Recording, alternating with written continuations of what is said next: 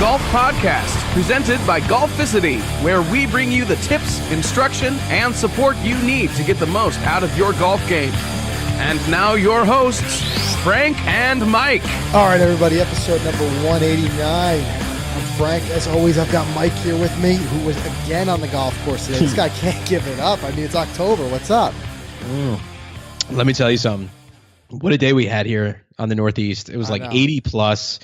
It's funny. I had some little client golf today. I went out. I played a 9-hole par 3 course with a couple of 75-year-olds, and I had my business partner there. And I show up. I didn't even know I was playing a par 3. I was excited, man. I had all my clubs with me and everything. And we pull up and he's like, "Oh, it's a par 3 only. It's 9 holes." I said, "All right, no problem."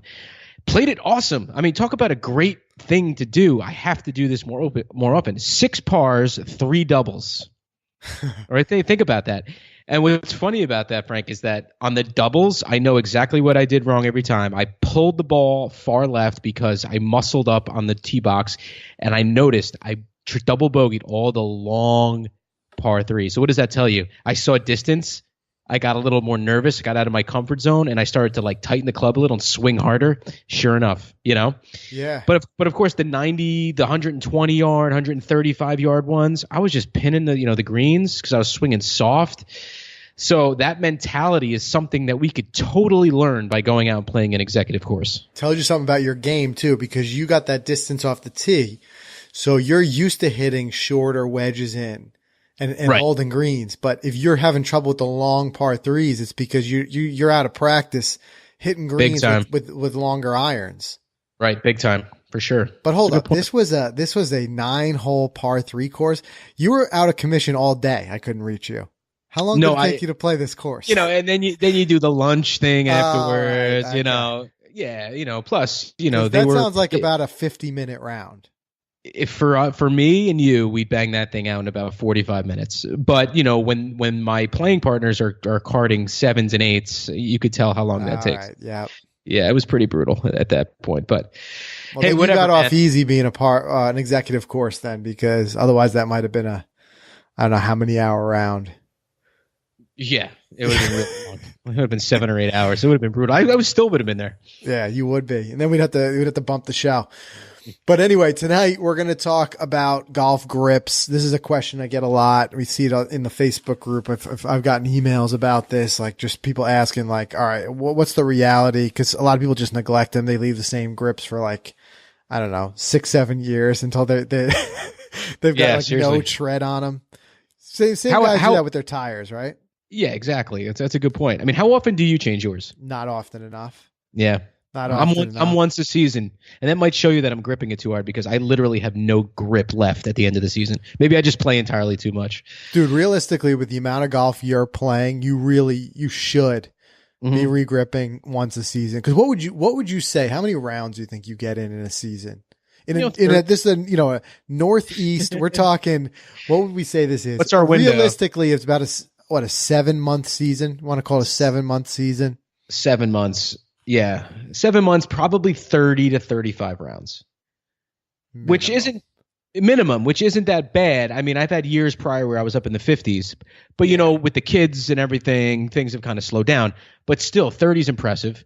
I talked with someone the other day who I think he's up to 92 rounds on the season, but he doesn't work, so all he does is just play golf.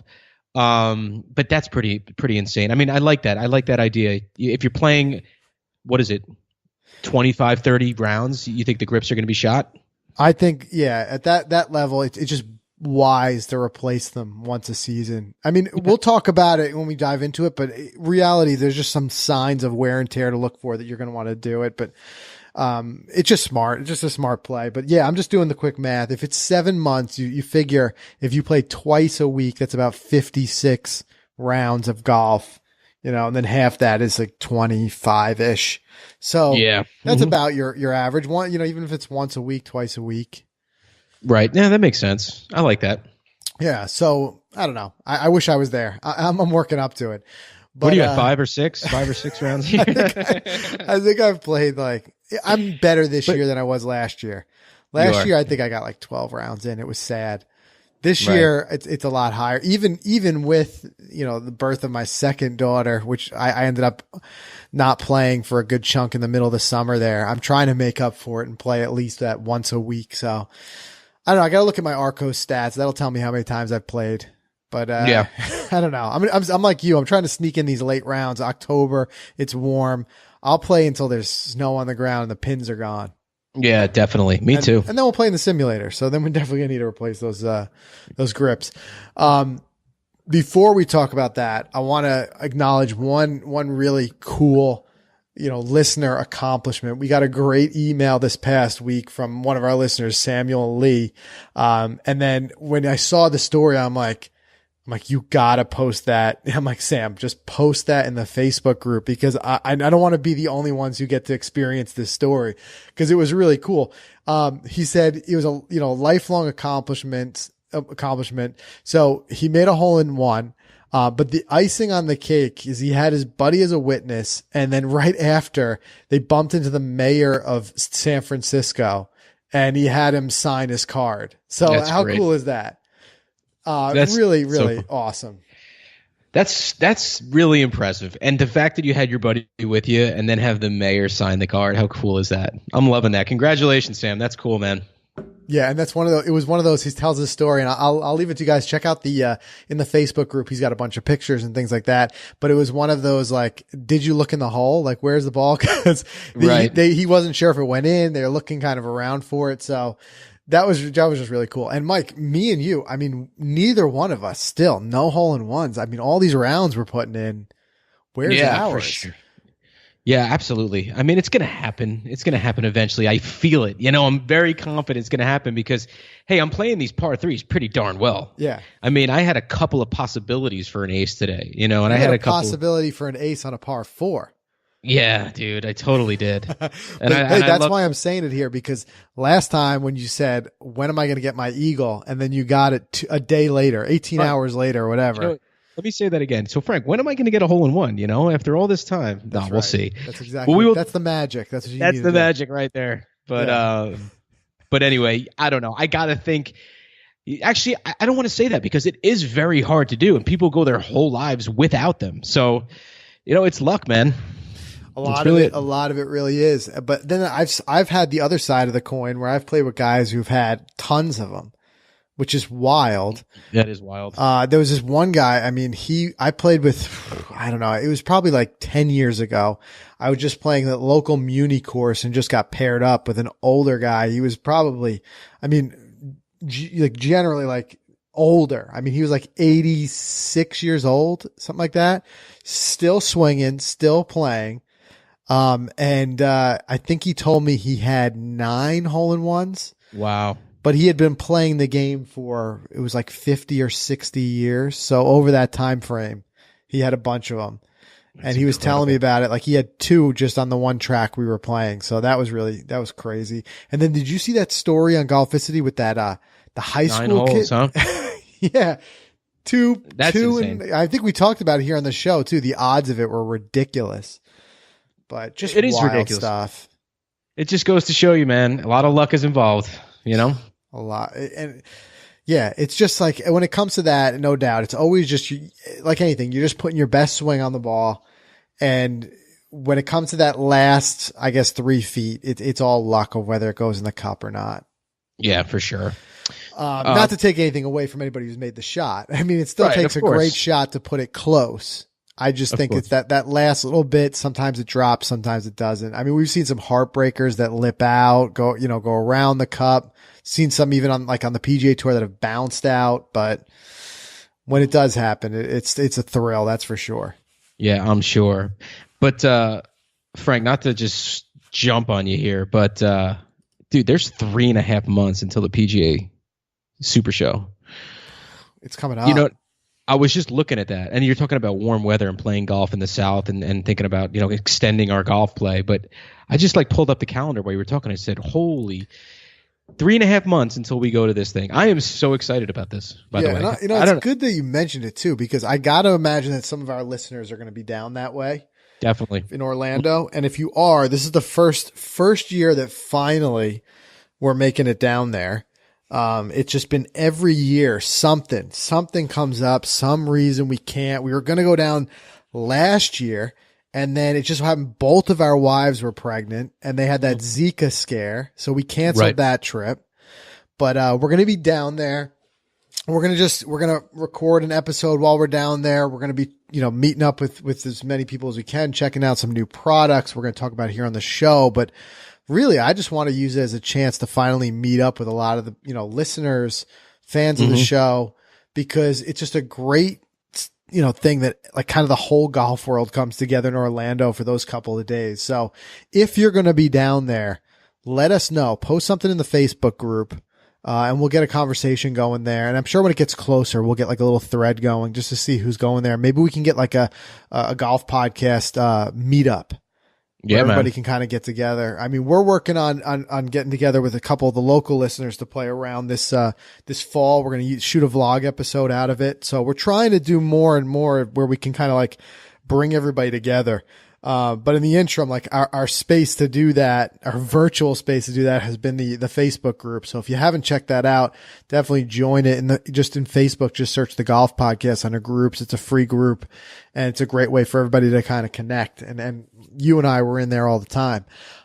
Speaking of which too, Mike, some of our listeners have really kind of transitioned into, contributing more and more to Golficity. And one big one has been, Eric Brenzenberg. Some of the stuff that he's been putting together, his insight for Golficity has been really cool. He had an article just today, which was really a smart, eye-opening article about equipment in general. He's talking about how Sergio, the lead-in was kind of like we heard in the news, Sergio Garcia, TaylorMade, they're parting ways. But as part of that, he makes a very strong point of like not being overly committed to one brand. And then the way he says that, which is really kind of funny, you'd almost now, because of the money that's in equipment for the PGA Tour pros, at least, you would kind of never see this, but he did a look back at Tiger's 1997, What's in the Bag. And it's just a mix. It's a King Cobra driver. He's got a Titleist 3-wood. He's got Mizuno, 2 through 4, irons. He's got Cleveland wedges. He's got a Scotty Cameron, Newport putter. So it's just like kind of whatever works, but it's a smart thing to kind of like bring up and to start like actually working into your consciousness when you start to just, buy equipment, because so many people, they'll just pick one manufacturer and just buy the entire set. And I understand that it looks great. It looks really clean, but, he was talking about how he got fitted recently with True Spec Golf, which we're working on doing a vlog episode down there over the winter to get a fitting and kind of bring to you guys what that's all about. But as part of that, he ended up doing a little bit of a mix. And the point he says is so true. If let's say a certain brand or let's say it's, forged works for you in the low irons, and then the cavity back or the cast work for you in the high irons, don't be afraid to mix and match them. I understand it can get a little bit expensive piecemealing them versus buying a set. Right. But again, ultimately at the end of the day, it's all about how you score. And who cares what the bag ends up looking like? If it works for you, it works for you. So a really solid point there. That was an important one. And then the other thing that, great article that he had put together for us. And this is a discussion that I want to start getting going as we get towards the end of the year. And he talks about setting your 2018 goals. And this is a great lead in was when we saw that really memorable shot from after the Tour Championship when Justin Thomas won the FedEx Cup. He showed on his phone, he shows just right in his notes on his iPhone, he showed his goals and how many of them he had listed out the goals before the season, how many of them he had hit. And one thing that I love about that is it's so similar to what we talk about all the time on the show. Don't set the big goals. You can kind of like put those in the back of your mind, but set the small goals and then let it lead into that. So for instance, he didn't have a goal of winning the FedEx Cup, right? I know these guys are all super like hyper competitive. That's obviously in the back of their minds, but his were little ones, like make it to the Tour Championship. Right. Okay. I wouldn't say win a major is a little one. That one's a big one. Yeah, it's a big one. But he's looking for like top 30 in scrambling, top 10 in half of his starts, less short sides. I mean, there's a very specific goal, right? Hitting less short sides. And that's where I'm saying that even for us, where we can start, no matter your level, you can start to set these small goals and then just work on hitting those. Not only will it take a lot of the frustration out of the game, because you're not as frustrated with like, I didn't break whatever X number that you want to shoot out there. It's more so like I got closer to my smaller goal of hitting 5 greens in regulation, right? 5 fairways, hit maybe a couple of clean greenside bunker shots, something like that. And then you can kind of, as you have those goals, they can easily transition to very, very specific practice. Like we said, we always say we're hyper pressed for time. Everybody is. I mean, we're not pro golfers here. We don't live on the golf course. We got to make use of our time. So that's where you say like, okay, if that's my goal, this is what I need to do to get there. And you just practice that. And then as you start to hit these little goals, you start to realize it starts to add up. He has a goal here of plus 2.5 or better strokes gained putting. And I mean, it doesn't take a genius to know that a huge, huge factor in his season and his 5 wins was his putting. As much as we talk about him being so long off the tee and all that other stuff, you look at the highlights from some of his wins, his putter was on fire. So right. It was a great article. What Eric talks about, he talks about first, like finding out exactly what your goals are going to be. He smartly used his Arccos 360, similar to what I do. I think it's a great way to be collecting all that data, because you can get better if you have that data, collecting it all without having to think about it, because it kind of does everything for you. And then he kind of was able to look at that and just kind of transition that into his own goals, similar ones, hitting 60% or more of fairways. He talks about, average chip shots within 25 feet of the hole. So again, nothing like crazy, but just like moving closer and closer to the hole, and then that'll translate into it. But then he talks about step, 2 is the how. Like once you've identified what you want to accomplish, you got to say, how am I going to get there? So it's not like this high up goal. It's just like, I want to break 80, right? And that's kind of like a big goal, but it's hard to quantify exactly how to do that. It's easier to quantify how, like in his example, if I want to achieve less than 30 putts per round, he knows he has to work on his speed control, and he's got to work on his reads. And, one episode that we're going to be doing really soon, we're going to talk about how to start the ball off on a really good line. So it's like very simple. I shouldn't say simple, but more very narrowly focused things that you can work on. And then he just talks about being committed to whatever your plan is. So that's really, really excellent. Eric, appreciate you putting that together for us, because I'm sure there's a lot of people who are going to benefit from that. And then we'll start to talk about that as we always, Mike, every January, usually the first episode of the year, we do our goals, right? So I think this year, let's get a little more like granular and like listing out what our goals are. And I think we should maybe let's just call it like the JT challenge, right? Okay. Where we actually put them down. Like we were just kind of talking about them from a high up level. Let's put them down and let's put the check marks next to them. And I think a really cool challenge would be to get all of our listeners to do the same. You could do it as easy as he did. You could do it with a pen and paper. You could do it on your notepad, but let's put them down and then let's readdress it at the end of the year and see how many check boxes we hit. Yeah, I mean, I've already started my list, so I'm with you there. I have 3 things on it right away. Play less golf, number 1. Number 2, don't break the heads off of any of my clubs, because I break 2 or 3 clubs a season. And number 3, I got to throw in a golf stat here. I got to make it look official. So how about proximity to the hole? 20 feet average. There you go. Yeah, what's with you and breaking the clubs? I'm on FaceTime with you the other day, and this guy's unwrapping a 7-iron. Yeah. I'm like, what's he doing? Sometimes I take too steep of a swing, and I just bury the head into the ground, and then my speed through the ball, just picture that getting caught into some muddy fairway or some wet, moist fairway, and it just snaps off. I probably have snapped a club head every season in the last 4 seasons or so. And it's a shame. And you know what? When you can't get the head back, then you have to buy a whole new club. So the other day when it broke, the head of the club flew into the pond. Come on, where's your camera when this happened? Exactly. And I wish I had that for that. But, so most times I get it back. I bring it to the store and they put it back on for like $8. I'm gonna invest in. I know what I'm getting you as a Christmas present this year. I'm gonna get you a selfie stick. You know that one that Chris McEwen recently reviewed on the website. Oh yeah, in the bag. Where I'm gonna get you one of those so you can constantly be recording yourself because I love it. I love it. There's a lot of stuff that goes on with me when the cameras aren't rolling, and I wish they were. Too much of it.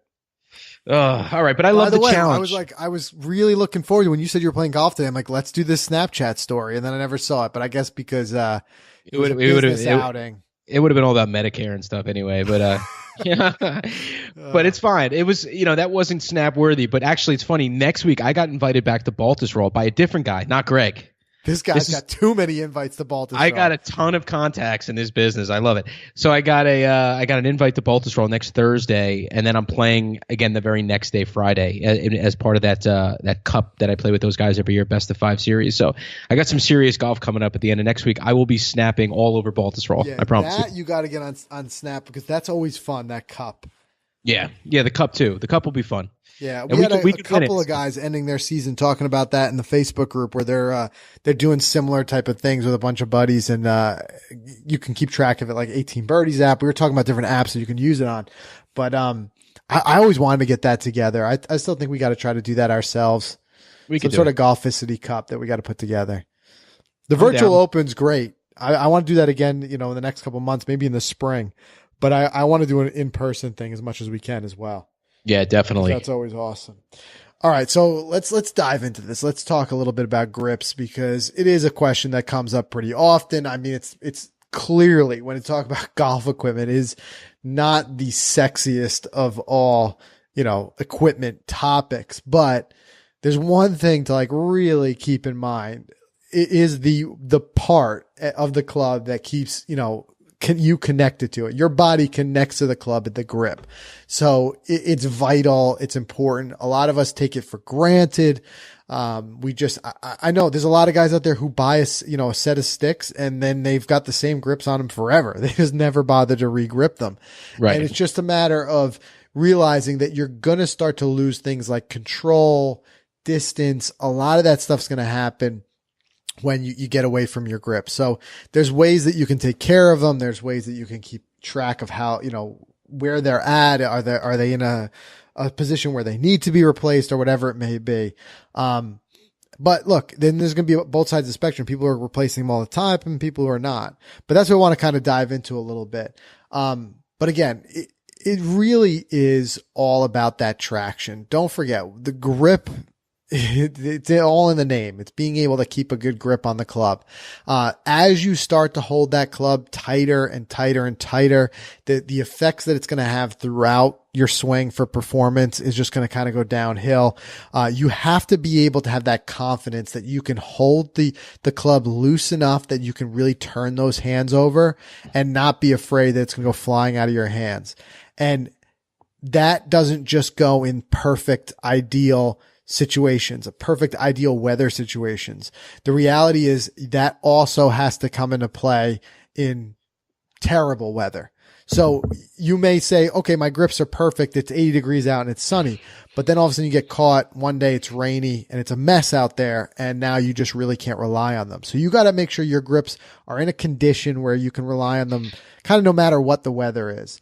And then that way you're going to be able to keep that firm grip without adding that tension. Cause remember, as soon as you start to over grip it, we talked about this before, when you start to have that really tight grip, you're going to lose, speed, and it's going to be really difficult swing speed. It's going to be difficult to maintain your rhythm. And I see Mike over there has got, it looks like a brand new sick wedge in his hands. I can't tell you the name of the club, the name of the manufacturer, because these aren't even out in stores until the middle of November.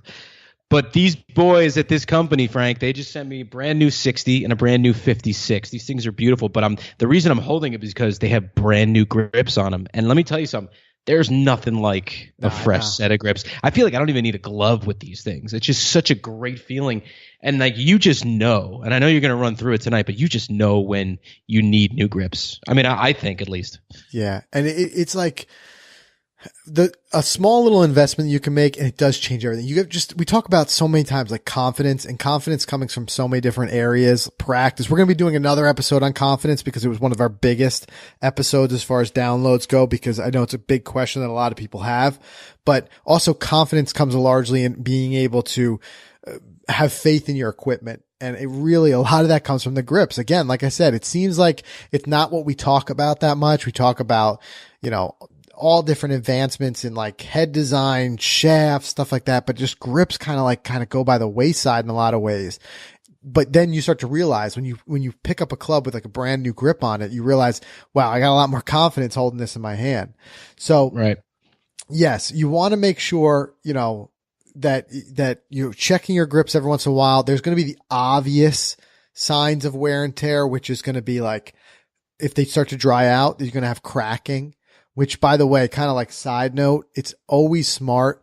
And I know we're all kind of guilty of this, and I get lazy at times too. And I forget my clubs in my trunk. I leave them in there in like the hot summer months. It's best just take them out, leave them somewhere else, your garage, somewhere a little bit cooler, because you get that it just gets to become like an oven in the sun, and it just starts to bake in there. Yeah, and that's when you start point. to see those grips really dry out. So it's not just like where the traction's lost, but when you start to see them cracking and kind of falling apart, that's what you need to do. But also you can use it. It can be a lot more subjective than that. You can just say, when I start to lose confidence in being able to hold onto this club, that is an immediate sign to replace it. But if you notice that little bit of loss in traction, if you're having trouble controlling the club on wet days or when your hands are sweaty, because that's the other thing. It could be a nice day, but it's really hot. You're sweating out there and you start to feel that. As soon as you start to feel that, it's a good idea to start looking for replacements. But it doesn't have to be something you can kind of prolong it, because it is an expense. Although it's relative to a lot of other stuff with golf, as far as equipment goes, it's not terribly expensive to replace your grips, but, it is an expense. So you can kind of prolong them. And a good way to do that is just to wipe them down. Just keep good care of them. Very simply, just take a damp cloth and wipe them down after a round or after every couple rounds. Or if it was a particularly muddy round or you had some grease on your hands because you're eating like a Tupperware of egg whites. Right. and you need to you get that on there, just wipe it down. If you can get a little, like a little bit of warm soap and water, sometimes that helps. It's not something you necessarily need to do all the time, but when I was playing a lot more like in high school on the high school golf team, I think I'd do like maybe every other week, every 3 weeks to give the grip some care, just kind of wiping them down. And that's going to really help with the longevity. And that is an area where I'm big time guilty of neglect there. I mean, I just don't do it that often anymore. I find that I'm so pressed for time now. I don't clean my clubs as much as I should. I don't clean my grips as much as I should. Like, I'm running out to the tee, and then after my round, I'm in my trunk, throwing in my garage, and then just forgetting them out until my next time out. And I know that's likewise. Not the play, but sometimes you get busy and that's just what happens. So when I do have free time, I kind of like leave them in the back of my mind, just go out in the garage, just wipe everything down, because it will last longer. You know what I mean? Yeah, I mean, I'm guilty of it too. And I never actually thought about the heat affecting my grips. That's pretty interesting. I just assume just leave them in there, and I can't even imagine them melting in my car or anything like that, or damaging. It's pretty interesting. Yeah, well, they can dry out and crack, or there's also, don't forget, this glue that holds that grip onto the shaft. And if it gets hot enough there, I've seen where grips start to turn a little bit because the glue is kind of losing its traction and then starts to twist. We've all seen that, where if you have a club that's been used for a long, long time and it's got the same grip on it, the grip looks a little twisted. One way or another, especially if it's got those little marks of the line anymore. That's exactly what happens. So that's another reason to replace them. That said, comes time to replace your grips, I think the biggest bit of advice that I can give you is just shop in person. Again, grips, we see even commercials for them. There's a lot of great brands out there. Some, like, you may think they look great because they come in some flashy colors. That's great. I'd say across the board, most of the major grip manufacturers all put out great products. But I think if there's anything in this game that's a real feel thing, it's going to be grips. I mean, it's your hands, it's your connection to the club. I think shopping in person is key. You can buy pretty much everything online now when it comes to golf equipment. I'm fine with that. I'm fine with even if you go and test something out and then you find a better price and go buy it online. I'm okay with that. But I think with grips, you got to get down there. You got to put them in your hands because Right. I wouldn't just buy them based on because you hear something great about them. Try them because you got to make sure, again, it feels good. If it feels good, that's where you're going to get that confidence and everyone's personal feel is going to be a little bit different. So if you shop in person, you can kind of hold each grip in your hands, get a feel for it. And another benefit to that too is a lot of, golf shops, if you purchase the grips right there, they'll install them for very often for free. I think, what was it, Mike? The PGA Superstore used to have a great deal, right? If you were a member, it was like $79 a year or something. And if you were a member, you got to use their simulator. It was more of a, just a hitting bay, indoor hitting bay. But part of that, I think, is they replaced your grips every year. We had to buy the grips, but the gripping was free. They'll grip it free. I mean, yeah. Look, let's face it, regripping isn't cheap. No. It's really not because you got to buy the grips. They're about $8 a pop. If you need 14, you could do the math plus the installation fee of $2 to $3 each. So right. It adds up. It's over $100 real quick. Real quick. And you know what? It's something that we normally don't think about because of that expense. Like, whatever. I'll just use these grips next year. So it kind of forces a lot of us to just say, nah, for that price. I wish it was a lot cheaper to regrip your grips. I mean, unfortunately, and a lot of us don't even know the cost that goes into it because like you said, a lot of us probably don't even do it. Right. But it is kind of. Or you say you go in there and a lot of guys be like, just give me some cheap grips. And what I find is that they don't last nearly as long and they don't feel as comfortable in your hands. Sometimes where you just spend maybe the difference between maybe a $2 grip and a $5 grip might be that the $5 grip lasts you 2 seasons, Mm-hmm. So you got to look at the long-term costs. But yeah, you just got to really do your homework there because you may find like a sick deal online. You get some great grips. And then you realize that you're right back to square one because now you got to bring them to somebody who's going to, put them on the clubs and they're going to charge you. Whereas if you bought them in store, they wouldn't have charged you. Right. So yeah, that makes sense. Yeah. But yeah, like you said, look, the price is there. Let's say each grip costs $8, 13 of them, because you're probably not regripping your putter that often. You're already over $100. So again, just keep them. Upkeep is going to be important. Wipe them down. Damp cloth. That's really going to help. It's going to prolong them longer. But yeah, I think the biggest key here I just want to get in people's consciousness. It's an important part of your equipment. Change them when they start to go and, put some grips in your hand before you commit to buying any one of them. I know it doesn't seem like it's the biggest expense as far as equipment goes, but it really does help if you're able to feel it.